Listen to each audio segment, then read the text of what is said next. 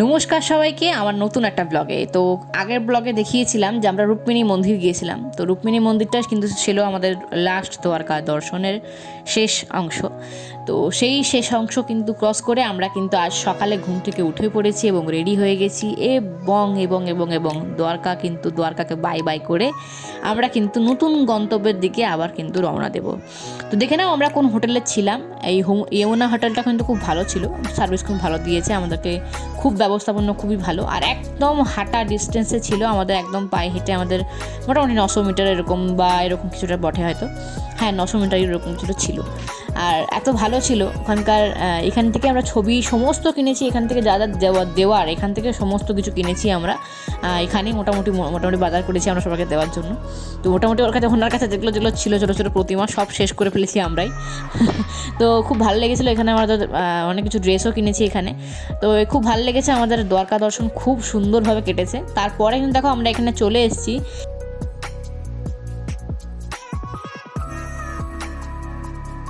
এই মন্দিরের নাম হচ্ছে মূল দ্বারকাধীশ মন্দির। তো এইখানে মূল দ্বারকাধীশ মন্দিরের মধ্যে কিন্তু শিব আর একদম শ্রীকৃষ্ণ দুজনই মানে বসবাস, মানে এখানে প্রথমে ছিলেন আর কি।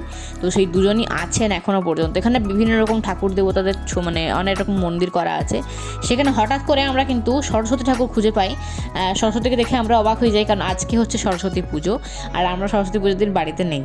ঠাকুরের পুজো নেওয়ার ইচ্ছে হলে সে যেখানে থাকি না কেন পুজো কিন্তু ঠিকই নিয়ে নেবে। তো চলো পুজোটা দিলাম, মেয়েকে ফুল তুলে এনে দিলাম গাছ থেকে, ও পুষ্পাঞ্জলি দিচ্ছে।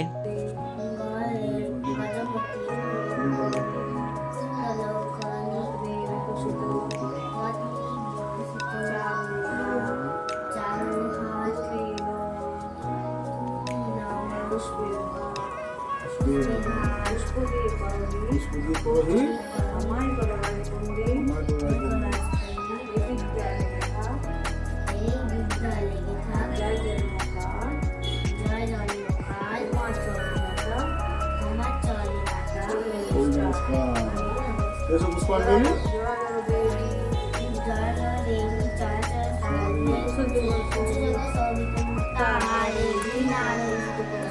हस्ते भगवती भारती देवी नमस्ते ये सरस्वती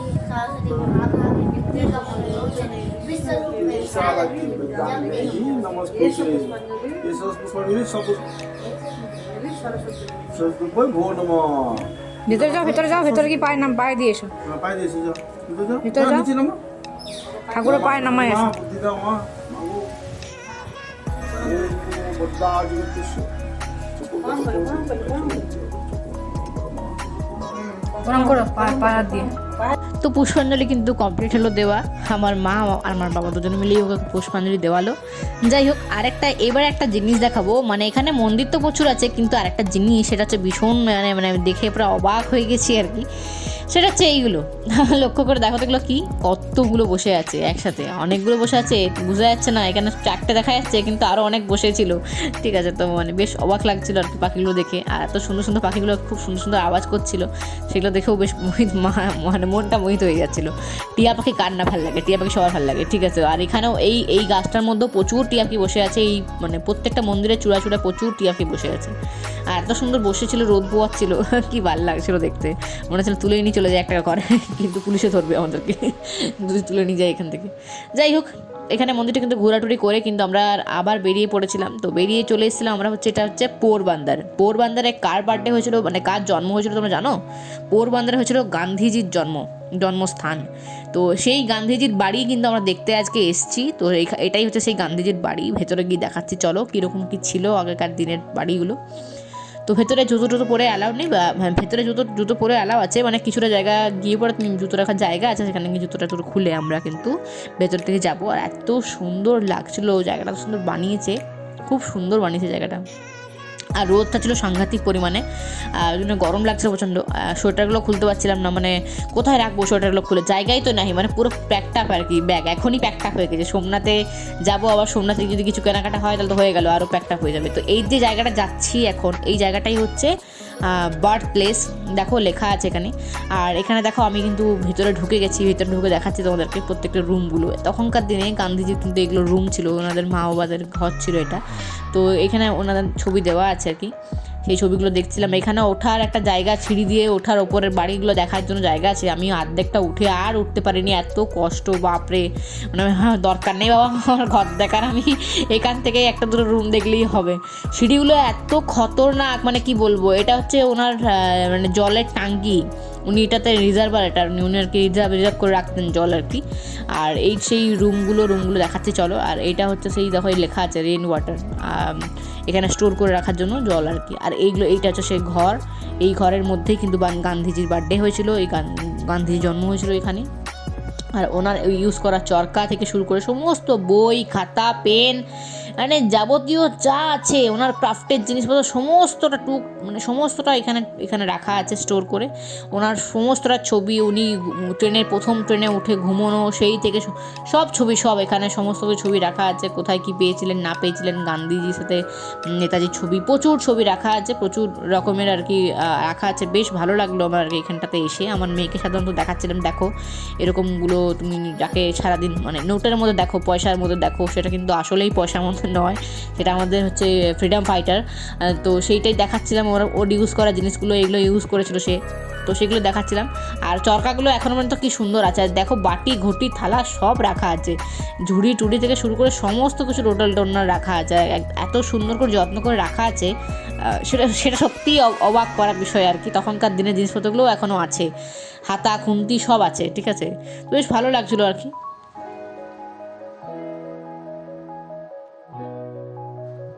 এইগুলো সেই তুলো মনে হয়, সেই তুলো দিয়ে কিছু চরকা কাটতো আর কি, সেই তুলোগুলো কিছু হয়তো রয়েছিল, সেগুলো রেখে দিয়েছিল আর কি, জানি না কী ব্যাপার আর কি। আর গান্ধীজির যে এখানে একটা গাছ দেখলাম, এই গান্ধীজি এই গাছটার মধ্যে সমস্তটা লেখা আছে যে মানে বংশধরগুলো আর কি, প্রত্যেকটা লেখা আছে। আর এইটাই সেই জায়গাটা, নিচের জায়গাটা, এখানে একটা রুম আছে, সামনের পাশটাতে একটা রুম আছে। তো এখানে ছবি টবিগুলো দেওয়া আছে, দেখো এখানে এই যে দেখো গান্ধীজি কীরকম চরকা কাটতো সেই ছবিটা কিন্তু দেওয়া আছে। আমরা এখানে দাঁড়িয়ে ছবি টবি তুলেছি, সেগুলো একটু পরে শেয়ার করে দিচ্ছি। তো চলো গান্ধীজির রুমটা দেখাই তোমাদেরকে। এটা হচ্ছে গান্ধীজির সেই জন্মের রুম, এখানেই জন্ম হয়েছিল গান্ধীজি, এই রুমটার ভেতরেই জন্ম হয়েছিল গান্ধীজি আর কি। তো অবাক করার বিষয় আর কি, সেই জায়গার মধ্যে আমরাও এসেছি। আমি এগুলো ভিডিওতে দেখছিলাম, ছবিতে দেখছিলাম, অবশেষে আমরা পৌঁছতে পেরেছি জায়গাগুলোতে, সেটার জন্য সত্যিই খুবই ভালো লাগছে আমাদের। আর এই জন্য আমরা গাড়িটা ট্রেন করে নিয়ে, এই জন্য আমরা গাড়ি করেছিলাম যাতে পোরবন্দরটা রাস্তার মধ্যে পড়ে, যেন আমরা দেখতেই অনেক কিছু দেখতেই যাই। তো ছবিগুলো রইলো তোমাদের জন্য। এত সুন্দর এই যে বার্থ প্লেস দেখো লেখা আছে। তো এইটার ভেতরে ঢুকেই কিন্তু ওই যে দোতলা বাড়িটা ওনাটা পুরোটাই হচ্ছে ওনার। হ্যাঁ, তো উনি ওখানে থাকতেন আর কি, ছোটোবেলায় উনি ওখানে কাটিয়েছেন ওনার জীবনটা। তো যাই হোক, এখানে দেখো আমরা ছবিগুলো তুলে নিয়েছিলাম, ছবিগুলো তুলে কিন্তু আমরা সুন্দর করে ছবি টবি তুলে আমরা কিন্তু রাস্তায় আর একটা জায়গা দর্শন করব, তারপরে কিন্তু খাবার দাবার হোটেলে যাব। তো হয়তো এই ভিডিওটা একটু লেন্দি হতে পারে, পুরোটা দেখাবো না, আবার পুরোটা দেখালে তোমাদের অসুবিধা হবে, একসাথে তো দেখা মুশকিল আর কি। তো কিছুটা টুকটাক আমি দেখাবো, কিছুটা টুকটাক আমি বন্ধ রাখবো, আবার আগের ভিডিওতে দেখাবো। তো গান্ধীজির বার্থ প্লেসটা খুবই সুন্দর লাগলো। দেখো আমার বাবা, আমার মেয়ে আর আমার হাজব্যান্ড তিনজনই উঠেছিল উপরে। তো উঠে নিচে এসে বলছে বাপরে ভাগ্যিস তোমরা যাওনি, এত বাজে অবস্থা, মানে উঠাই যাচ্ছিল না আর কি। তো চরকাগুলো বেশ সুন্দর লাগছে, চরকাগুলো কিন্তু অন্যরকম দেখতে। দেখো ছবিগুলো দেখো, তারপর আবার কথা বলছি।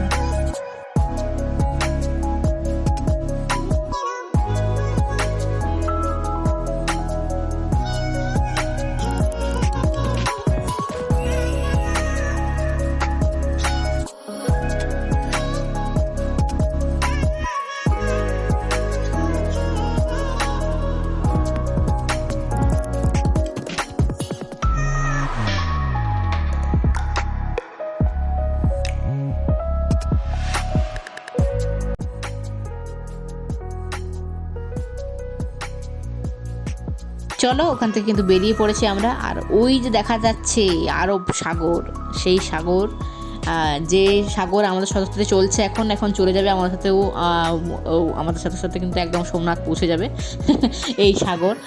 এটা সমুদ্র নয়, সাগর, ঠিক আছে। চলো। আর এত সুন্দর নীল জল, আর মানে এত ভালো লাগছে দেখতে, মানে কোনো শেষই নেই সাগরের। এমন মনে হচ্ছে না কোনো শেষই পাচ্ছি না খুঁজে আর কি, এমনই এতই বড় আর কি। যাই হোক, রাস্তায় কিন্তু অনেক কিছু দেখতে দেখতে আমরা বাড়ি ফিরছি। এখানে কিন্তু দেখো নুন চাষও হয়, তো সেই ইয়েগুলো দেখছি। আর এত পরিযায়ী পাখি, মানে এত রকমের যে পাখি দেখলাম, মানে অবাক করা বিষয়। পাখিগুলো কিন্তু সত্যি আমরা কখনোই দেখিনি, ঠিক আছে। এগুলো এখানেই আমি দেখলাম আর কি, পাখিগুলো খুব সুন্দর দেখতে। এগুলো সব পরিযায়ী পাখি এক টাইপের আর কি। তো আমাদের কিন্তু গাড়ি ড্রাইভারটা কিন্তু খুব ভালো ছিল। চলো এবারে এসছি একটা অন্য জায়গায়, যেখানটা আসার আমার অনেক দিনের ইচ্ছা ছিল। এখানেই হচ্ছে শ্রীকৃষ্ণের পায়ে তীর বিদ্ধ হয়ে শ্রীকৃষ্ণ আহত হয়েছিলেন ভীষণভাবে। আর এটাই সেই জায়গা, ভালকা তীর্থ। সেই ভালকা তীর্থতে আমরা পৌঁছেছি আর ভেতরে কিন্তু প্রবেশ করছি। এখানেই এই গাছটা আছে, যে গাছটার মধ্যে কিন্তু শ্রীকৃষ্ণ মানে হেলন দিয়ে শুয়েছিলেন পাটা উপর করে। আর ওখান থেকে জরা নামক ব্যাদ আর কি, তার তীর ভেবেছিলেন হয়তো হরিণ, তাই তীর ছুঁড়েছিলেন। আর এখানেই শ্রীকৃষ্ণের পায়ে লেগেছিল সেই তীর। তো সেই জায়গাটা কালকে যাব, যেখান থেকে বান ছোড়া হয়েছিল, মানে শ্রীকৃষ্ণের পায়ের দিকে আর কি বান ছোড়া হয়েছিল আর কি। তো এটা যেই জায়গা যেখানে আমরা এসেছি সেটা হচ্ছে এখানে শ্রীকৃষ্ণের পায়ে বান মেরে আর কি বান আহত করা হয়েছিল শ্রীকৃষ্ণকে। তো আর যেখানে কালকে যাব সেটা হচ্ছে জরা নামক ব্যাগ, যেখান থেকে বান ছুঁড়েছিল। এত সুন্দর, ভেতরটা খুব সুন্দর দেখতে। আর আমার শুধু চোখ খুঁজছে আর কি ওই গাছটা দেখার জন্য। তো ওই গাছটা দেখতে পেয়েছি অবশ্যই, সেটা অবশ্যই ছবির মাধ্যমে দেখাচ্ছি, তোমার শেয়ার করছি তোমার সাথে। সেই দেখো, আর এইটা বাইরের দৃশ্যটা আর কি দেখাচ্ছিলাম। এই যে সেই গাছ, আর সেই এরকমভাবেই ঠাকুর বসেছিলেন এই গাছটার মধ্যে, যেরকমভাবে ছবিটা দেওয়া আছে সেরকমভাবে কিন্তু বসেছিলেন, যেরকম মূর্তিটা দেওয়া আছে। যে মূর্তিগুলো প্রতিদিন কীভাবে রেডি হয় কীরকম দেখতে হয়, এখন আমি প্রত্যেকটা ছবি দেখতে পাই। আর সেই জরা নামক ব্যাধ ওখান থেকে তীর মেরেছিল। আর ওই গাছটা লক্ষ্য করে দেখো, পাতা কিন্তু এখনও সজাগ, মানে এখনও কিন্তু গাছটা বেঁচে আছে। মানে এটা অবিশ্বাস্য ব্যাপার, মানে আমি বিশ্বাসই করতে পারছিলাম না যে গাছটা কী করে এখনও বেঁচে আছে। হ্যাঁ, গাছটা বেঁচে থাকার কথাই নয়। কত বছর আগেকার, মানে 9 বছর আগেকার হয়তো এগুলো, 9,000 বছর আগেকার বিষয় এগুলো। মানে এখনও যে গাছটা বেঁচে আছে সেটা সত্যি অবাক করা বিষয়। যাই হোক, খুব ভালো লাগলো আমাদের এই জায়গাটা দর্শন করে। ভীষণ মানে গোটা গায়ে যেন কাটা দিচ্ছিল গাছটা দেখার পরে। তো এখন চলে এসেছি হচ্ছে সুদামার একটা মন্দির। আর এই যে দেখতে পেলে আমরা ঘুরছিলাম, ওই জায়গাটা হচ্ছে ঘুরলে নাকি তোমার ভাগ্যও নাকি খুব ভালো মানে ফল দেয় আর কি। তো যাই হোক, আমরা ওই জায়গাটা ঘুরেছি, ঢুকে গিয়ে কি বিপদ, বাবারে আর বেরোতে পারছিলাম না, অনেক কষ্ট করে বেরিয়েছি।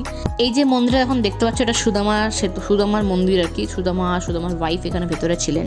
তো মন্দিরের ঠিক নাম আমার মনে নেই, কিন্তু এখানে এই মন্দিরটা নাকি শ্রীকৃষ্ণের আর কি ইয়েতেই তৈরি হয়েছে আর কি মন্দিরটা। আর খুব সুন্দর মন্দিরটা দেখতে। মন্দির থেকে একটা করে ওই যেগুলো আমরা ঘুরলাম সেগুলো একটা দিয়েছে নাকি, ঠাকুরের কাছে রাখলে নাকি বলে যে খুব ভাগ্য ভালো হয় আর ভাগ্য ফিরে যায়। যাই হোক, ওখান থেকে বাড়ি আমাদের রুমে ফিরতে অনেক দেরি হয়ে গেছে। লাগেজগুলো কোনোরকম করে রেখে আমরা চেকিং করে কোনোরকম করে খেতে এসেছি। কোনো রেস্টুরেন্ট পাচ্ছিলাম না, কারণ মোটামুটি 4টে বাজতে যাচ্ছিলো, মানে 3:30 বাজতে যাচ্ছে আর কি। তো খাওয়া দাওয়ার কোনো হোটেল এখানে খোলা পাওয়া যায় না সাধারণত।